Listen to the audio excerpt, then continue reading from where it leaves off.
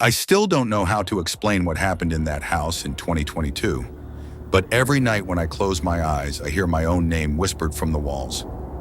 My name is Daniel Carter. 3 years ago, my grandfather died and left me his old family property in rural Pennsylvania. No one had lived there since 1998. The lawyer said it was mine if I cleared it out. I thought it would be a weekend job. I was so wrong. I pulled up at dusk. The house looked angry. Windows like empty eye sockets. Paint peeling like dead skin.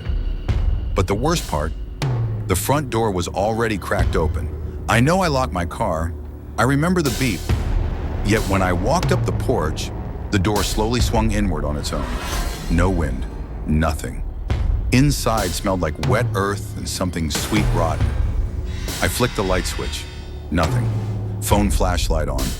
The wallpaper was this faded floral pattern from the 70s, but in places it looked wet, like the flowers were bleeding dark red. I told myself it was mold and kept moving. First strange thing, every single clock in the house was stopped at 3:17. Kitchen wall clock, grandfather clock in the hallway, even the little digital one on the old microwave, all frozen at 3:17. I went upstairs to find the master bedroom. The moment my foot hit the top step, I heard it.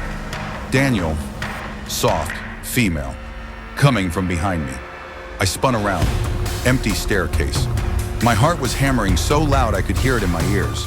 I laughed it off, nerves. Kept going. The master bedroom door was closed. I pushed it open and froze. On the far wall, written in what looked like dark brown paint, were the words, "Welcome home, Daniel." The letters were still dripping. That's when I should have left. But I'm an idiot, so I took photos for evidence and started recording on my phone, talking to myself like those ghost hunting YouTubers. I said out loud, "If there's anyone here, give me a sign." The bedroom door slammed shut behind me, hard enough to shake dust from the ceiling. Then every mirror in the house started cracking at once.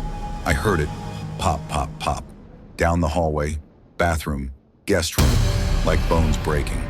I ran to the door, locked, from the outside. That's when the whispering started. Not one voice, dozens. Men, women, children, all saying my name in overlapping waves. "Daniel, Daniel, you came back. We waited so long." I kicked the door. Nothing. I tried the window, painted shut for decades. I was trapped. Then the temperature dropped so fast my breath came out white. Frost started crawling across the glass from the inside, and in the frost a handprint appeared, small like a child's, pressing from the other side of the window, on the second floor. I backed up and tripped over something. Looked down. It was a little girl's shoe, pink, covered in dried blood, and it hadn't been there 10 minutes ago. The whispering stopped. Dead silence. Then a single child's voice, crystal clear, right beside my ear. "You promised you'd stay." I swear on my life, I had never been in that house before. I don't remember screaming, but my throat was raw later. I grabbed the old iron bedpost and started smashing the window. Glass exploded outward. I was about to jump when every light in the house suddenly turned on, blinding white, and in the flood of light I saw them, figures standing in the hallway. Dozens. Men in old-fashioned suits, women in dresses from the 50s, children in nightgowns. All gray, translucent, but their eyes, pitch black holes. And every single one was staring at me, smiling with too many teeth. The little girl at the front, maybe 7 years old, raised her arm and pointed at me. Her mouth didn't move, but I heard her inside my skull. "You can't leave. Your family." I jumped, second floor, onto the porch roof, rolled, fell into the bushes.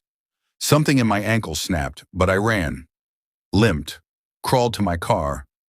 Keys were gone. I'd left them on the kitchen counter. Behind me, every window in the house lit up blood red, and written across all of them in that same dripping paint, "Daniel stays." I ran into the woods. No phone signal. Spent the night pressed against a tree, crying like a child, listening to my name being called from every direction until sunrise. When the sun came up, the house looked normal again, quiet, inviting even. My car keys were sitting on the welcome mat. I never went back. I paid someone $5,000 to burn the place down. They refused. Said when they pulled up, the house was already gone. Just an empty foundation filled with children's shoes. Last week I got a letter. No return address. Inside was a single Polaroid. Me, asleep in my apartment bedroom 2 nights ago. On the back, in childish handwriting, "We followed you home, Daniel.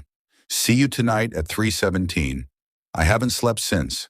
And right now, as I'm recording this, my bedroom clock just flipped to 3:16.